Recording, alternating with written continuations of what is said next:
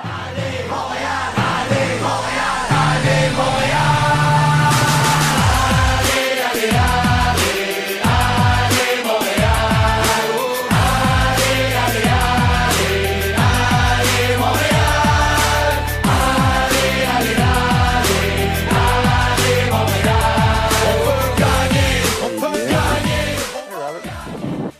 are you?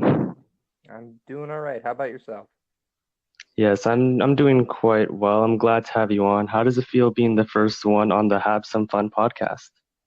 It's pretty cool. We've worked together with Rabid Habs for some time now, so it's pretty cool to see you starting your own thing, and I'm happy to be here.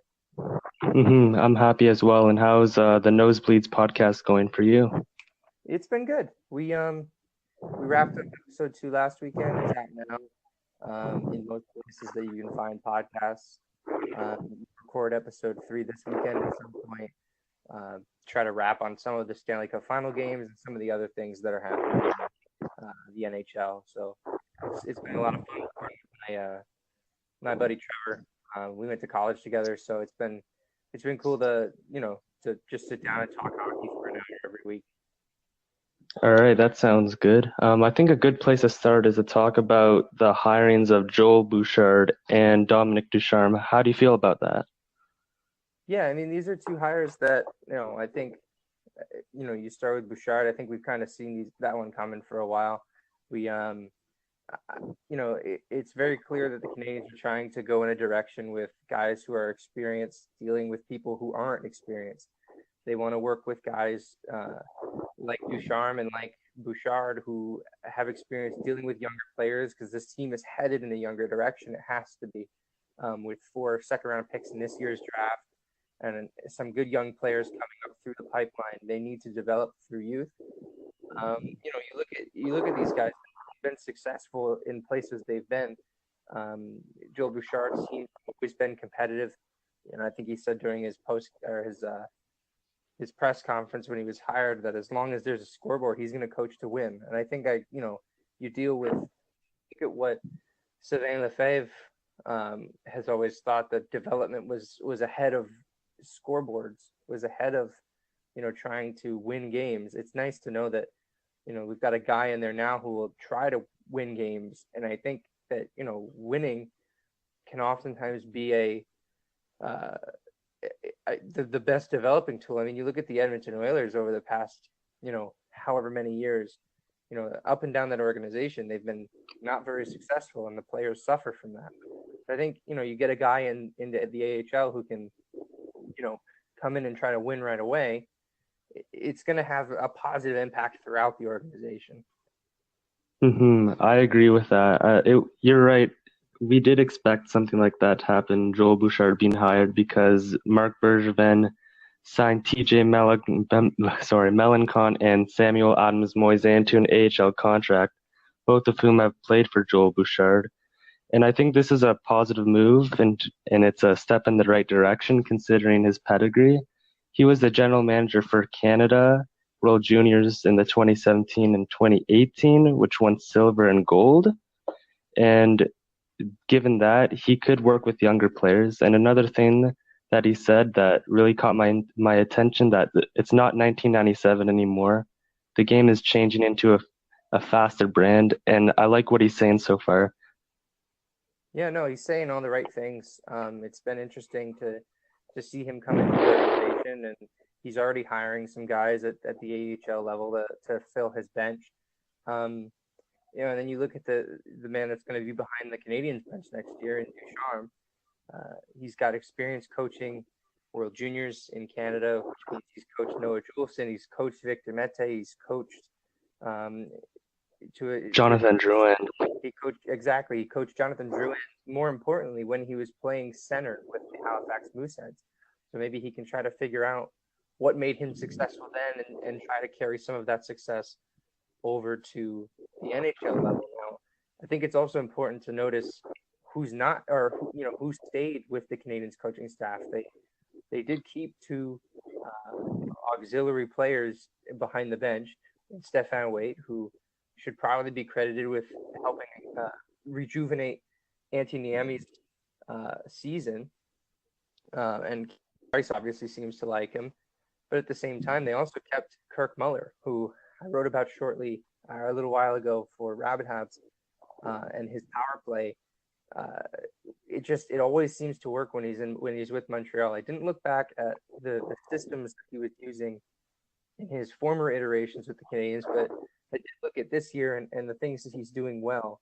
I mean, you look at he's moving. The players are just skating the puck well on the power play.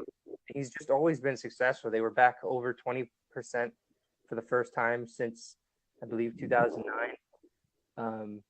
So I think that Mark Bergevin is doing a lot of great things with the coaching staff. I don't think that we'll be able to use them as an excuse for the team not doing well as we have in the past. We've always looked at Michel Therrien and blamed him. We've always looked at Sylvain Lefebvre and blamed him for development. And we've looked at JJ on the bench and blamed him for the bad power play. That we're not going to have that anymore. So at this point, it's the players, or you're going to have to shake the whole thing up. So I think Bergevin's put himself in a good spot for, player accountability, as well as trying to get the most out of his players. That's true. I was really happy that Marc Bergevin was able to snap up Dominic Ducharme, considering that he had multiple offers. I think one of the best offers Ducharme was given was the head coach of the Hershey Bears, which is the affiliate of the Washington Capitals. But I think he wanted to jump right into the NHL action. And quite frankly, I think his offensive mind is going to help players like Jonathan Drouin, Alex Galchenyuk. And I wonder about Jonathan Drouin's progression as a center, considering that he played in that position under Dominic Ducharme. Yeah, and Bergevin just recently spoke with NHL.com and said he's not done with keeping Drouin at center. He says it's not optimal to have him there, but he thinks that maybe more time can do him well. And I think Drouin really turned it on at center towards the end of the year. I mean, you look at his point totals the first the first half of the season compared to the last half. He was playing better hockey down the stretch. You have to wonder how healthy he was all season. I'm pretty sure he had hand issues all year. Not that that's an excuse, but it helps explain maybe why his totals weren't as good as they were. I think Ducharme coming in, it has to be seen as a positive for a guy like Drouin. They're trying to make this work for him at center. He's accepted this challenge. He wants it to work. And if the Canadians can't land a big free agent center or a big center through trade, maybe Drouin stays there for another year. Yeah, that's true. And even though a lot of people were crapping on Jonathan Drouin's production, all things considering, 46 points as a center, that's like a good second, third center. And he hasn't played in that position since junior. It was only his first year back. And I think I'm willing to give him another go as a center, considering those numbers and the hand issues he had. Yeah, and he just turned 23. Like, we're not talking about Alex Galchenyuk at this point, who's a bit older. We're talking about a 23-year-old who just turned 23 in March. I'm not ready to close the door on him as a center. I think he could right now is a more effective winger, but I can't imagine. It was my big gripe with Alex Galchenyuk and how when he was at the Saves, they did close the door on him being a center, I believe, a little too early. I don't think they're going to make that mistake with Jonathan Drouin. I think they're going to keep him there. He's gonna take his bumps. It's not going to be pretty somewhere. Certainly wasn't this year. But I think, you're only helping yourself long term, which is what the Canadians are probably thinking at this point. They're dealing with a bunch of young roster players. They're going to let their young players be young players, I think, which is exciting. That's true. I don't think they can. They have to play him as center because we don't have anyone else who could play at that role other than maybe Daigneault, Jacob de la Rose. I mean, it's kind of our cupboard is bare in terms of high-end players who could play as center. And considering we traded blue chip defender and Mikhail Sergachev, we have to make it work. Would you rather have him as like a first left wing or a second center? Yeah, I mean it's a really good question. I think, I truly do believe that this summer, Marc Bergevin is going to acquire a center somehow. I don't know if that means Tavares. I know Zach Vanasse of Rabid Habs. He seems convinced that it's going to be Paul Stastny, who's a little bit older, probably tops out as a low-end second center, really, really high-end third center, kind of one of those in-between guys. Mm-hmm. There's real rumblings that Montreal could be really interested in Elias Lindholm out of Carolina or Ryan O'Reilly out of Buffalo. Mm-hmm. They've got one trade chip in Max Pacioretty, who, as much as I wouldn't like to see him go, he's a guy that could have some serious value. Mm-hmm. So, I mean, I think if Bergevin goes another summer without acquiring a top-end center, it's not going to look good for him. Now, I'm not going to say he's going to get the axe because I just don't think that's the case. I think this is a results-oriented business, and if he doesn't acquire a center and the Canadiens win their division and make the playoffs, there's no way he gets the axe. So, those Twitter polls, what'll happen if Bergevin doesn't get a center this year? Well, the Canadiens will play in 2018-19. That's all we know.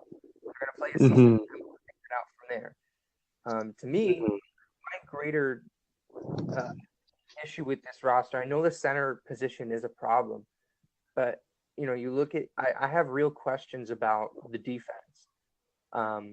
Assuming Shea Weber is healthy, which I'm going to assume because I'm imagining he's going to take the summer, heal up, and be ready to go. Even with that, the left side is pretty bare as far as talent goes. Hopefully Victor Mete can play a full year.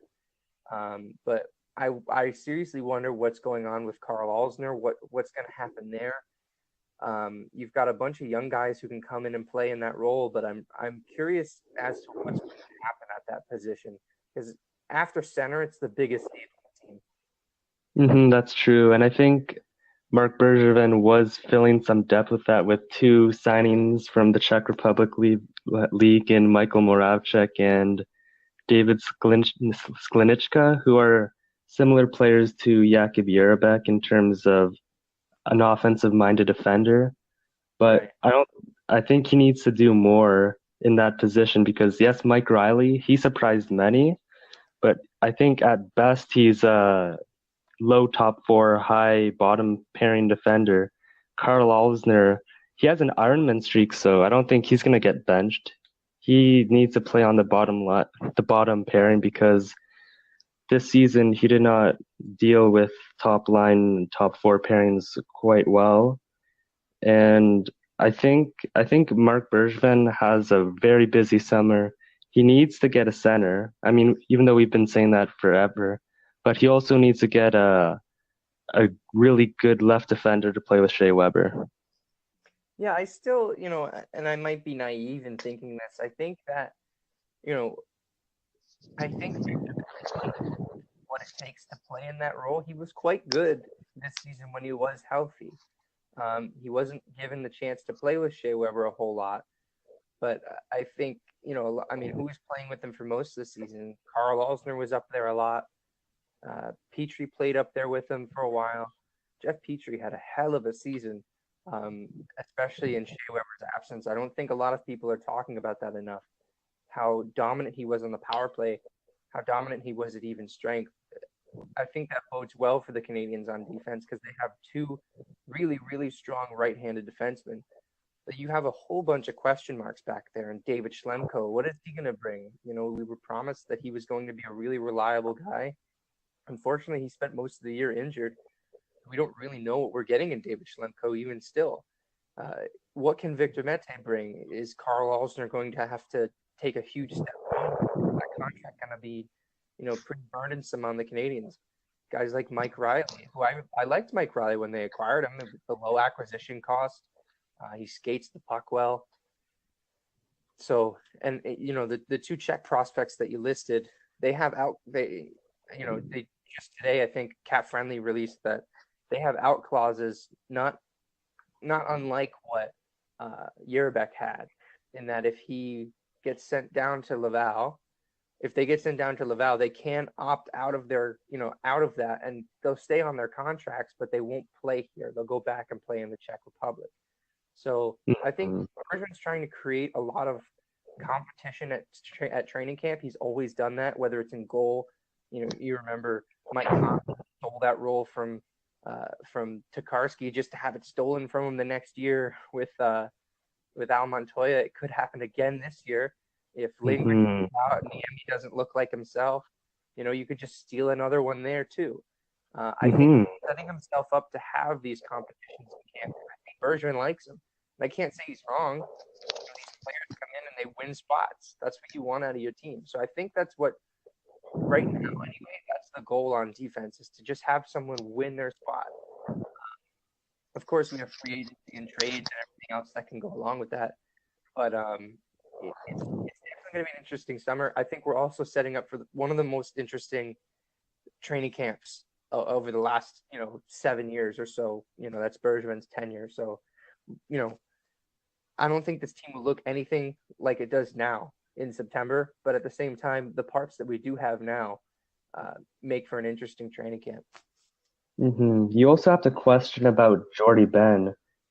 At the beginning, when he was first traded to Montreal Canadiens, he played very well, but this season he did struggle with inconsistency. Do you think he could play as a top four defender, as a plug-in if Mark Bergevin can't obtain a quality left-handed defender?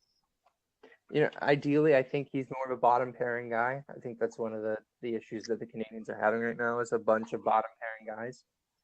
Um, you know, I do think that one of the reasons Ben struggled this year is he was forced to play the right side as a left-handed defenseman, or I think it was the other way around. I think he was playing the left side as a right-handed defenseman. Either way, Yeah. he was playing the wrong side, which doesn't bode well for a defensive defenseman. The puck comes around the boards and it's not on your strong side. You have to turn to your backhand to get it. He just looked lost a lot of the time this year. I mean, we saw him make really odd pinches at the blue line. I think his timing was just off from October. It was odd to see because he was such a reliable defenseman for the Canadians down the stretch Hmm. last season into the playoffs, and even against the Rangers in the first round, he played quite well. So it's odd to think that Jordy Ben just collapsed all of a sudden in one season. Hmm. Could be a bottom pairing guy, yeah, but Montreal has 7 or 8 bottom defensemen and only 2 spots for him. So Hmm. something's got to give.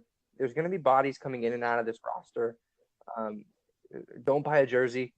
I think there's a lot of change to come over the next few months with this team.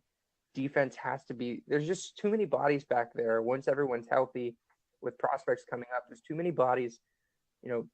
Guys are going to have to start moving out. So I would expect that to be one of the top priorities. Maybe leverage some of those into getting some help up front, or Yes. Yeah. filling your pockets with draft picks like you did this year. Hmm. I mean, one player who has been mildly linked with the Montreal Canadiens is Slava Voinov, but personally, I wouldn't want him considering his legal history in America. And even though he would be a good addition, I just don't think Mark Bergevin should take that risk.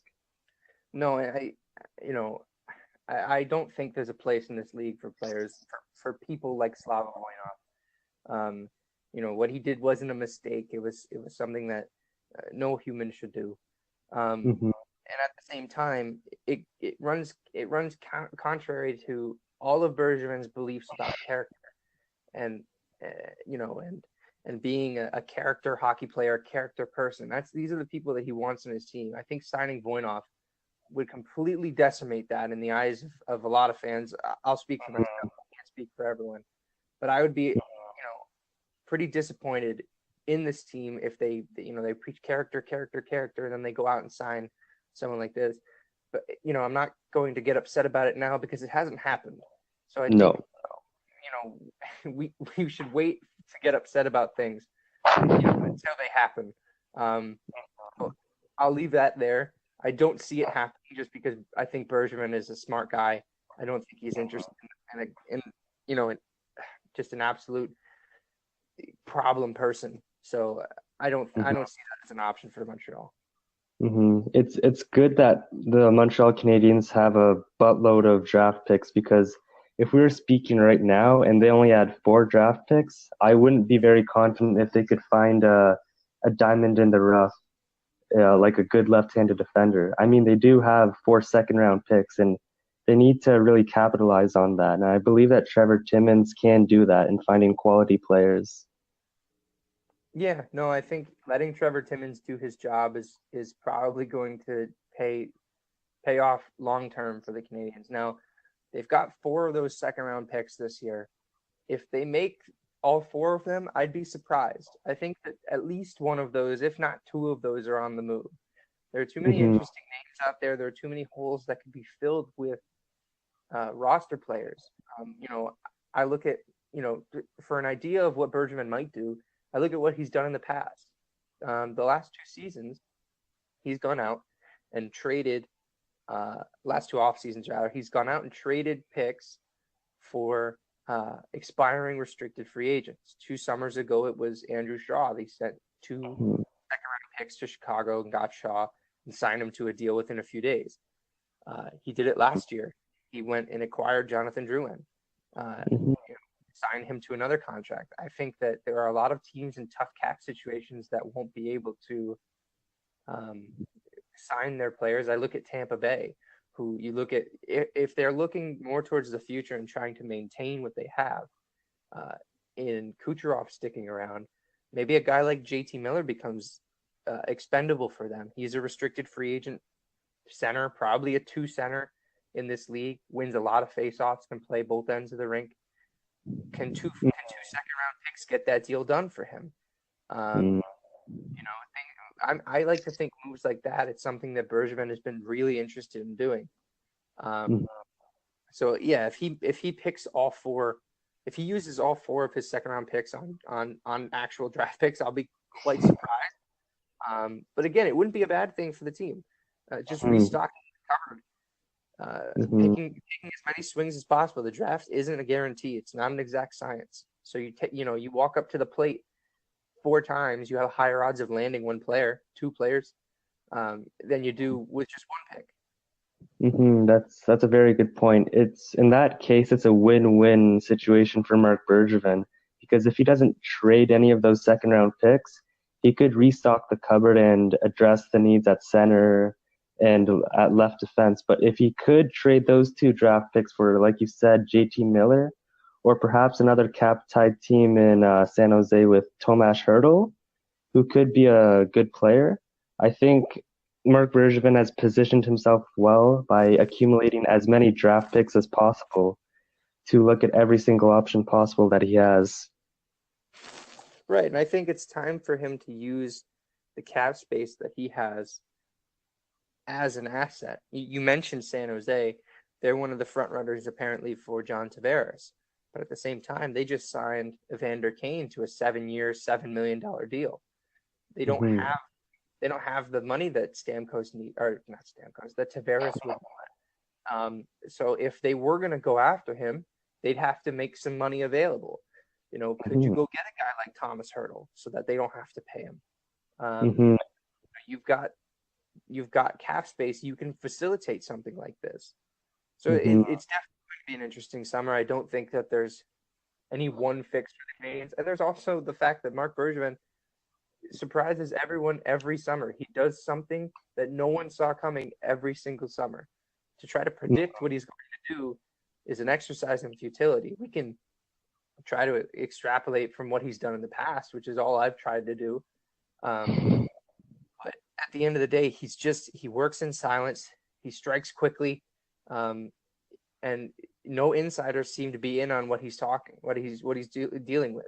The Canadians' Twitter account is the only one that breaks their own trades. So, I not to say don't trust the insiders. I think that they work hard. They know what they're doing. I just think Marc Bergevin's a different animal when it comes to this sort of thing. Definitely. He has done something every single year, something surprising. Trading PK Subban for Shea Weber, trading his blue chip prospect in Mikhail Sergachev for Jonathan Drouin. I'm just thinking about what he's going to do this year, because in those seasons, he wasn't against the wall, but in this season, it's make or break for him. if he doesn't get the assets necessary for them to go on a long playoff run, then I'm not sure if he'll stick around at the end of next season. Yeah, I mean, and there's a whole season to decide whether that's going to be the case. Um, I, I, I think it's imperative on him that he has, he's been trying this whole time. People say he's not trying to acquire a center. There was the interview that he gave on TSN 690 at the end of the year where, they mentioned that top centers are available. And, they offered names and he says, well, how do you know I didn't try to get that person? And he's right. We don't know. We don't know what he's trying to do. We only know what he's able to do. Mm-hmm. Criticizing a general manager for a deal he doesn't make is, I don't think it gets us anywhere. I think, general managers make enough moves for us to criticize. We don't have to start playing the, well, what if he did this game? I think we just talk ourselves in circles. But I think we're going to have plenty to talk about all summer. I really do. I just have this feeling that he's going to shake the deck and try to start over. We probably start the next season with a new captain, if not no captain. I just think he's not. I think he might be somewhat done with the core of this team, and it's time to shake it up. Mm-hmm, that's true. Let's transition from all of this free agent trade talk to things that happened, like the firing of Sylvain Lefebvre from Laval Rocket and JJ Daigneault and Daniel Lacroix from the Habs bench. What do you make of those moves? Well, I'll start with Lefebvre. I'm not a Laval expert. I look at the results that they've had. They haven't been good enough. I think this season, a lot of that has to do with the fact that the Canadians were hurt all season, so they were constantly calling up their best players. But I mean, they tried to stock that roster with talent at the beginning of the year because they wanted it to be a success in the first year. Mm-hmm, yes. The likes of like Matt Taramina, who led the AHL in scoring by a defenseman in the previous year. Mm-hmm. They tried to make that team a success, and maybe it all falls on Lefebvre's shoulders, maybe it doesn't. But in the past, like, what's been the excuse in the past? He hasn't been successful. The writing's been on the wall for this guy. It was just a matter of time. I think Bergevin waited to strike. He waited for guys that he wanted to become available, and he made it happen. I think something has to be said with him moving on from guys like within the past year and a half, 2 years, he's moved on from his friend in Michel Therrien and his friend in Sylvain Lefebvre, which are things that we've all written about the Canadians, is that, Marc Bergevin hires his friends and he doesn't move on from them. Well, he's done that a bunch now. At this point, it's just result oriented. We just need to, these guys are going to get a big chance to do something really positive with this roster in JJ's place. I'm excited to see what the penalty kill is going to look like next year, because it was an absolute nightmare all season. It hasn't been quite some time. Yes. So, maybe taking that stress off of Carey Price that he has to be the only penalty killer out there will be helpful. And of course those responsibilities belong to JJ Daigneault. But I think that this new coaching staff is going to put this roster in the best position to succeed. And we don't even know what the roster is yet. But Marc Bergevin has built a frame.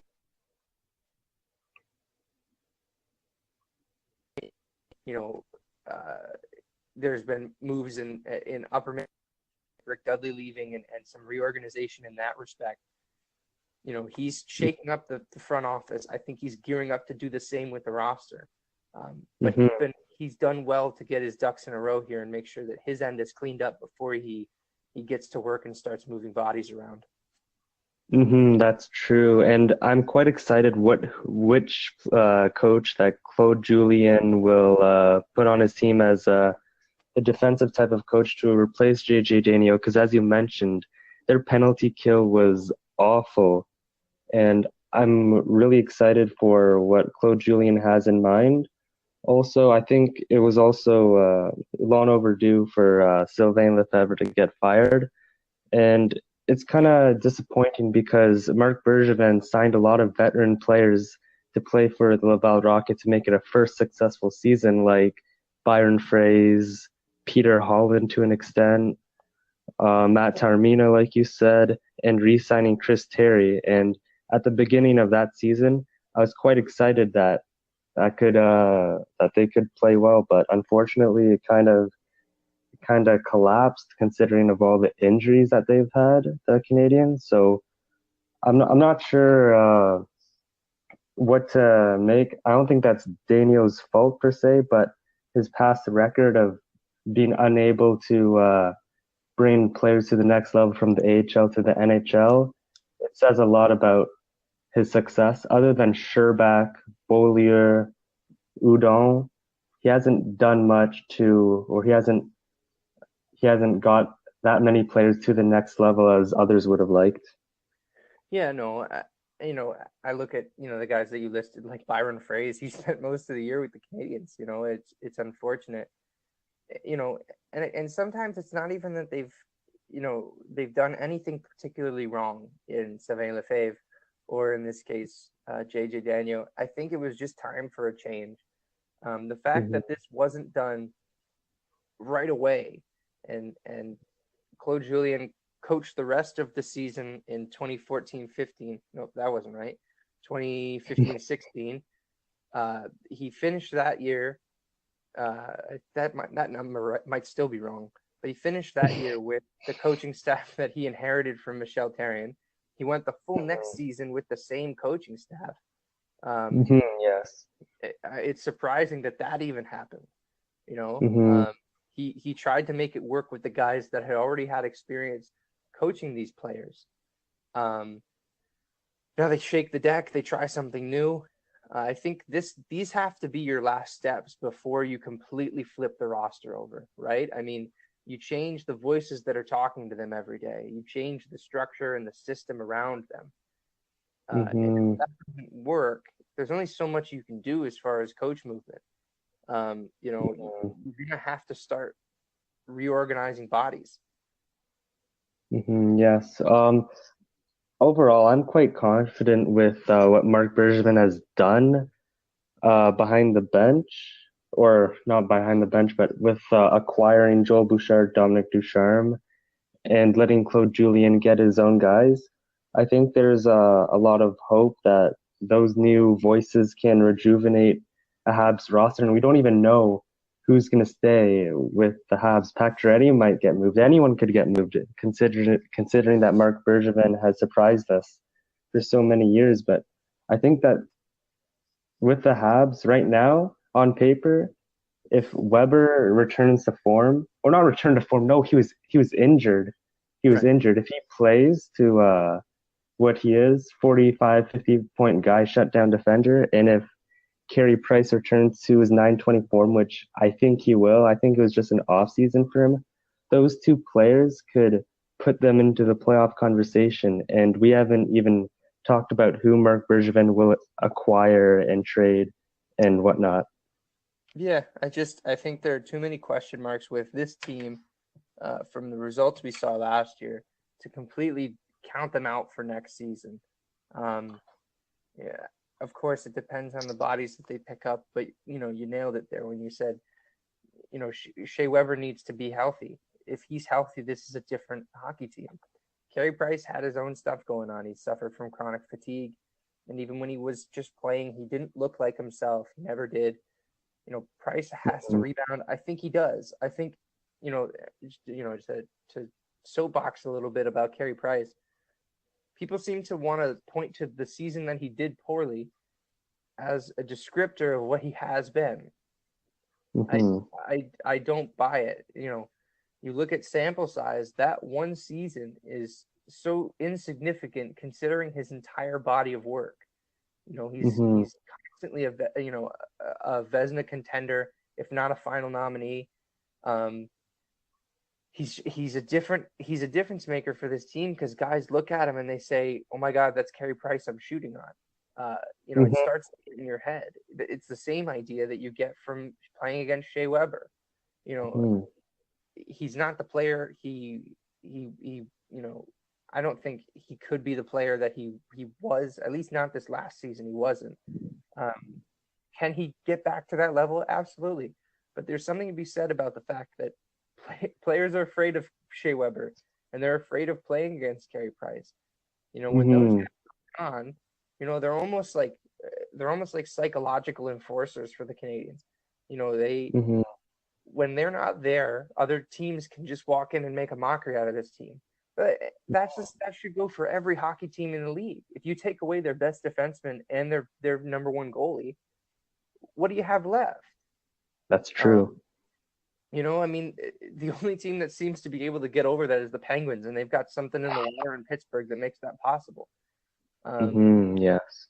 But I can't imagine a team with a healthy Carey Price, who, like you said, can put up 920 goaltending, and a healthy Shea Weber participating on the power play and on the penalty kill and playing 25 minutes a night.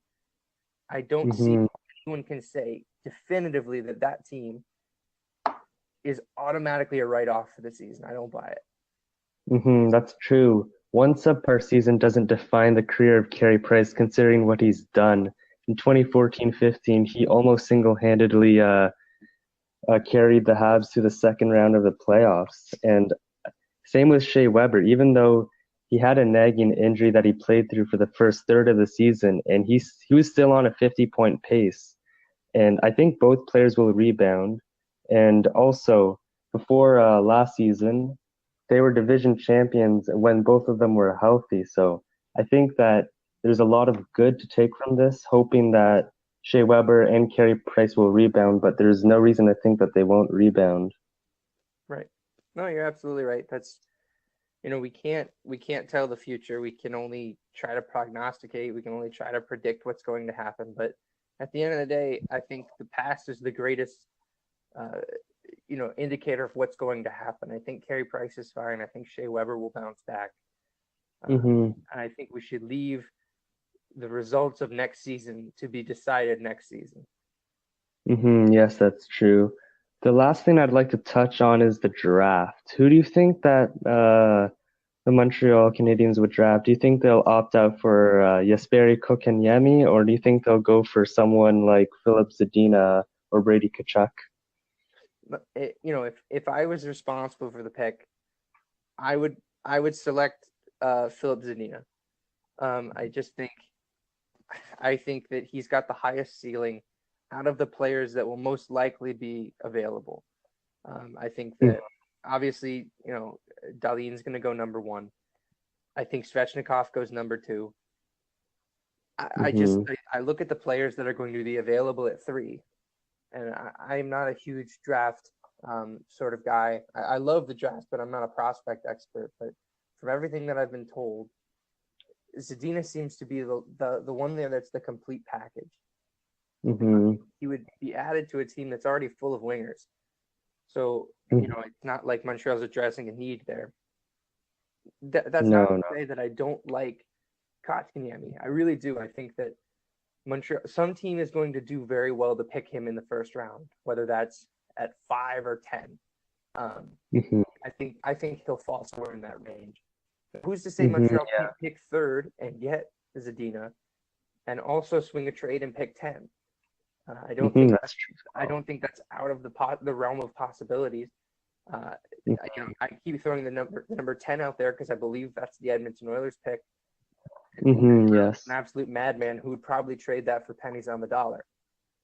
Yes, that's true. So I think, I don't think in the draft you pick for team need.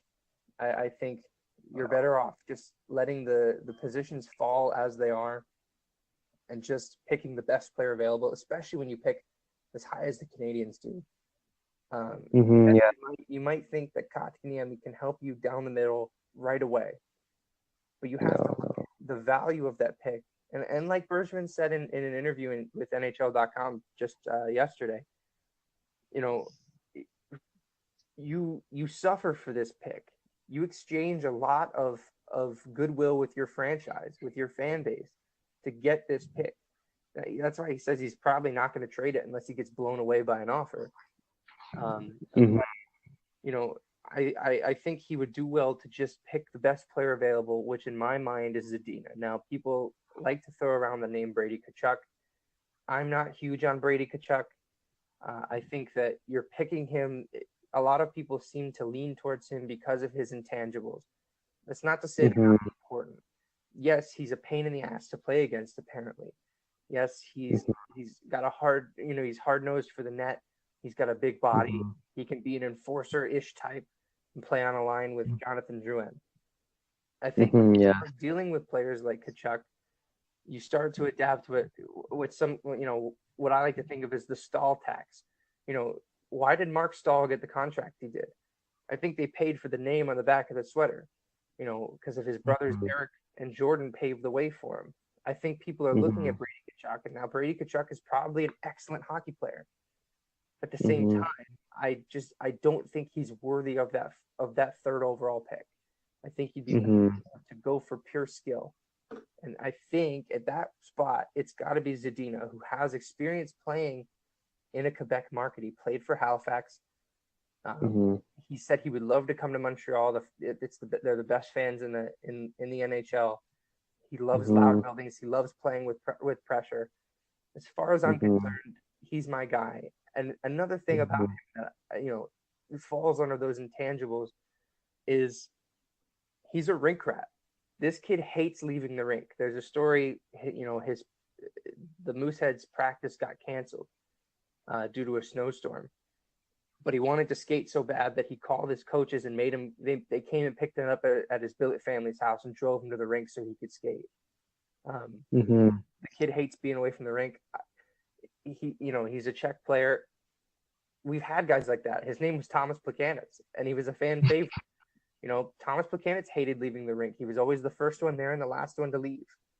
I think that, if you want to measure intangibles against each other, I would lean more towards those. Again, Montreal's going to get a quality player with that pick. I'm merely stating my opinion, what I would like to have done. Mm-hmm.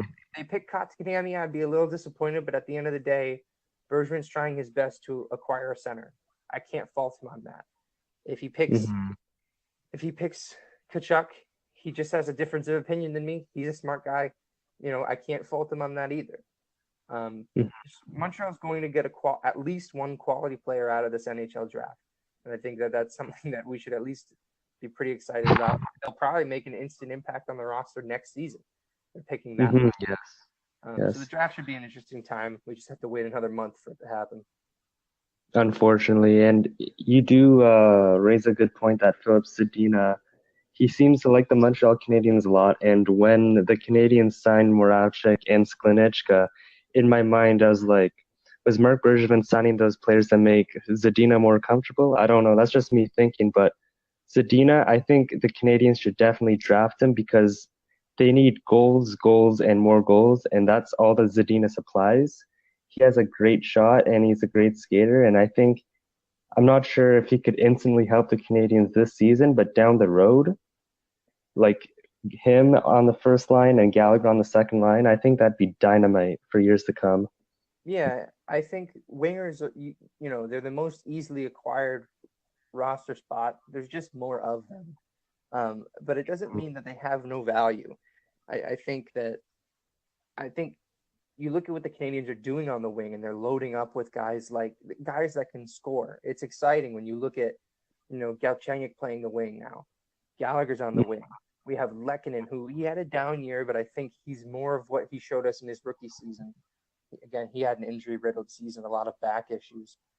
Mm-hmm. Sherman and other guys that can just score.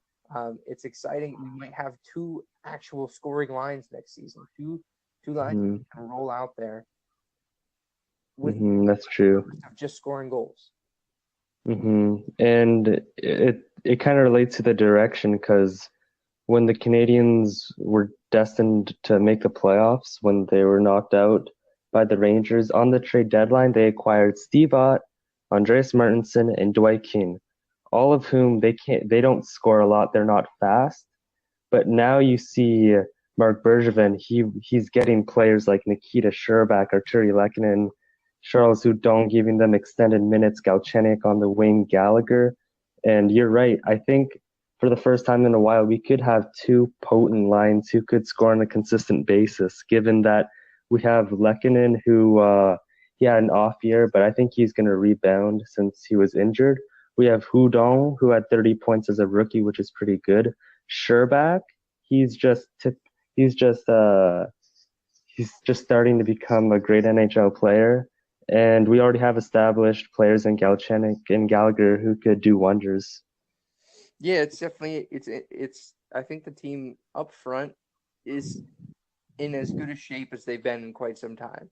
Now they need more bodies up the middle, but you insulate those guys with tons of scoring on the outside. Gallagher just had a 30-goal season, but I forget about Paul Byron all the time. Paul Byron put up 20 goals again. I forgot about him as well. Yeah, he's just a guy that slides off my radar, but he's so fast. He's what the NHL is becoming. I mean, could you imagine Paul Byron fitting in on like a team like Vegas? Like that, he would be one lost in the crowd there. He's just so fast. Montreal, they need a guy like him. There's guys like Daniel Carr. What's going to happen with Daniel Carr? He's a restricted free agent. There's lots of restricted free agents on this roster. Philip Deneau, he's Philip one. Deneau, Sure. Jakob de la Rose again, who had a great world championships, winning the gold with Sweden. So I mean, a lot of, as we've said basically the whole time, and I think what we'll say all summer until some stuff starts to happen. There's just a ton of question marks on this team. Making any sort of prediction about what this team will be next year is an exercise in futility. This isn't the roster you see on the Canadiens website is not what's going to happen next season. Definitely. That's true. Last 2 years, like I mentioned before, he did trade for big players, and he was under the radar. No one expected that, and that was at the latter part of June. So do you think? I'm just wondering if he's gonna make another big trade a few days before the draft, in between the draft and the the free agency, like he did previously. I mean, there are definitely a lot of question marks, but there are also a lot of positives given that we have a lot of speedy winners and the fact that Shea Weber and Carey Price were mostly absent during last season. Yeah, I think, if not after the draft, there's going to be a ton of activity at the draft. I was lucky enough to get to the one in 2016 in Buffalo, where they traded Subban for Weber shortly after that. But before that, they made two trades on the draft floor during the first round. They traded Lars Eller to the Washington Capitals and acquired 2 seconds. And in the same breath, Gary Bettman announced that they traded 2 seconds to Chicago for Andrew Shaw. So, I mean, Bergevin likes to make a lot of these moves like that. I wouldn't be surprised if he's working, he's always working the phones. We always hear that he's one of the most active general managers in the league on the trade market. He's always, kicking tires everywhere around the league. So, I mean, I think the draft will be a heightened version of that. I think teams will try to shed some salary at the draft ahead of free agencies to try to go out and spend on guys like John Carlson and obviously John Tavares, who, Montreal should be interested in. But I mean, the draft is just it's a powder keg for activity. You have all the general managers on the same floor. Everyone's just a phone call away. Even if that, you can walk up to somebody's table. Like I remember, I was sitting next to my girlfriend at the draft, and we're trying to find Bergevin because he's not sitting at the table. And I look, and he's talking with Brian McClellan, who's the GM of Washington, and then he walks over and he's talking with Stan Bowman, Chicago. And then right after that, him and Bowman walked off of the surface because they're just on the playing surface where the ice usually is. They walk out, down the tunnel, which is where they keep NHL Central Registry, and they finalize the trade. Just a side note: if you can get to an NHL draft, you should. It's a lot of fun. There's lots of stuff to do around the arena during the draft. around the draft. I got to see the Stanley Cup when I was there, but there's just so much activity. Everyone's in the same room. Bergevin's going to try to make some noise at the draft. He always tries to make noise. Yep, To that's believe true. otherwise, I think is silly. So hold your breath and wait for the end of June. He's gonna get busy soon. That's true. Like you mentioned, how all of the GMs are a phone call away or a walk away. When you're saying that, I was imagining that during the trade deadline. I think just that thought that'd be really cool. Yeah, a lot of people want to see that. I'm not sure. The NHL seems anti-fun a lot of the time, and I don't know where I stand on this because at the end of the day, trades are part of the game. I understand that it's part of the business, but at the end of the day, I think it would sort of teeter on celebrating, players having their lives, uprooted, even if just momentarily, even if they were expiring contracts. You're still cheering and looking at these players to go somewhere else. It's kind of a weird look. I don't think the NHL would go for it, but Yeah. from an entertainment standpoint, it sure would be a huge night. You freeze trades for the day before. No one can make any trades, so that you get to the trade deadline and you can make all the trades all at once. So it would be interesting. I don't think it'll happen, but the idea has been floated around too often for it to be more than just a pipe dream at this point. That's true. Thank you for joining the Have Some Fun podcast. I really appreciated you being the first guest to come on the pod. Yeah, thanks, Robert. Anytime. I'd love to have you over on the Nosebleeds podcast. We'll try to work something out with that. And I hope more people listen to this. I hope you get to have some more guests on here. Yeah. And before we leave, where can people find you on social media? Yep, you can follow me at Boisvert Ian, Boisvert Ian. I'm also the deputy editor of rabidhabs.com. So you can find me at Rabid Habs on Twitter. You can find our content there. I know you can find Robert's stuff there. He's always submitting articles, so there as well. And at Nosebleeds Pod, or Nosebleeds Cast, my mistake. Nosebleeds Cast on Twitter for the podcast Twitter account. Thank you, Ian, for being here, and hopefully we could chat soon.